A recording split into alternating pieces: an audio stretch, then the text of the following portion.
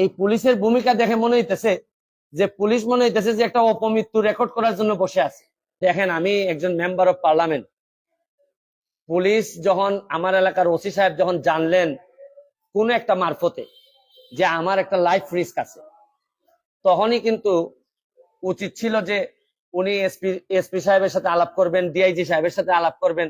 এই দেশে বঙ্গবন্ধু মারা গেছেন, তার পরিবার সবাই মারা গেছে। আমার হবিগঞ্জের শাহ এম এস কিবরিয়া সাহেব মারা গেছে।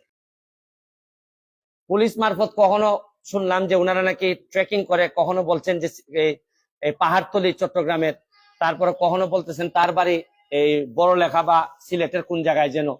তা আমার বিষয়টা হচ্ছে গিয়ে যে দেখেন, এই দেশে বঙ্গবন্ধু মারা গেছেন, তার পরিবার সবাই মারা গেছে। আমার হবিগঞ্জের শাহ এম এস কিবরিয়া সাহেব মারা গেছে। আমরা তো কোনো প্রোটেকশনই দিতে পারি নাই। আর আমার বিষয়টা এরকম হয়েছে যে এই পুলিশের ভূমিকা দেখে মনে হইতেছে যে পুলিশ মনে হইতেছে যে একটা অপমৃত্যু রেকর্ড করার জন্য বসে আছে, যে আছে একটা মৃত্যু হয়েছে, নাইলে এই পর্যায়ে যাবে কেন। আমি কি করতেছি না করতেছি সব পুলিশ এবং এনফোর্সমেন্ট এজেন্সির নখদর্পণে থাকবে। কারণ এরা খবর নেয় না বলেই লোকগুলা মরে, আর এরা খবর নেয় না বলেই বেনজিররা এত ধনী হয়, এরা খবর নেয় না বলেই মতিউররা এত টাকার মালিক হয়।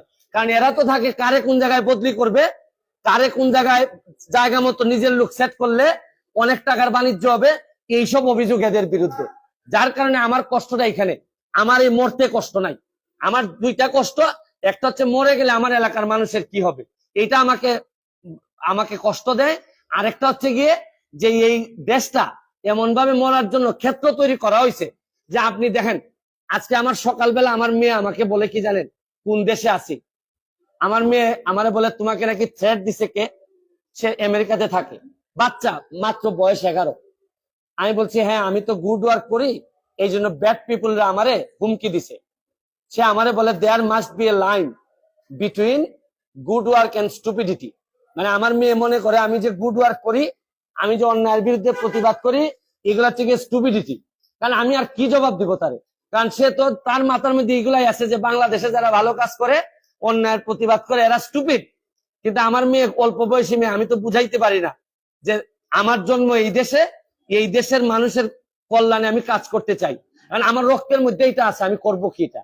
যে ধরনের প্রোটেকশন, আমি তো আর আগের ব্যারিস্টার সুমন না। মেম্বার অফ পার্লামেন্ট হিসাবে আপনি না আগের ব্যারিস্টার সুমনকে ফেলে দিলেন, কিন্তু মেম্বার অফ পার্লামেন্ট হিসাবে আমার সিকিউরিটির আগেই আমি যে জিডি করা লাগলো, এটার জন্য দুঃখ প্রকাশ করতেছি। কেন আমি জিডি করব? আর যদি এটা আমার কাছ থেকে ইনফরমেশনটা আসতো যে আমার পিএস বলছে যে আমার থ্রেট দিছে, বা আমার এক বন্ধু বলছে, বা আমার এক আত্মীয় স্বজন বলছে, তা নয় আমি জিডি করলাম। পুলিশের মাধ্যমে যখন আসে তখন তো সাথে সাথে কাজটা করার দরকার ছিল। এখন বুঝেন অবস্থাটা কোন জায়গায় আছে। তারপর আমি বিশ্বাস করি যে যতদিন আছি মানুষের কল্যাণে কাজ করতে চাই, আপনাদের দোয়ায় কাজ করতে চাই। আর নিজের মানুষের আমার প্রতি যে বিশ্বাস, আমি মনে করি এটাই আমার নিরাপত্তা। আর এখন বাকিটা এনফোর্সমেন্ট এজেন্সি আছে, তারা যদি আমি কথা বলছি আইজিপি মহোদয়ের সাথে, উনি অত্যন্ত ভালোভাবে আমাকে আনসার দিচ্ছেন, বলছেন যে এটা তো আগেই ওদের এই কি করার কথা। উনি আমার বিশ্বাস যে উনি ওই যারা আছে তাদেরকে প্রশ্ন করছেন যে এটা তো তোমরা জিডি করার আগেই ইনফরমেশন পাওয়ার সাথে সাথে কাজ করার কথা।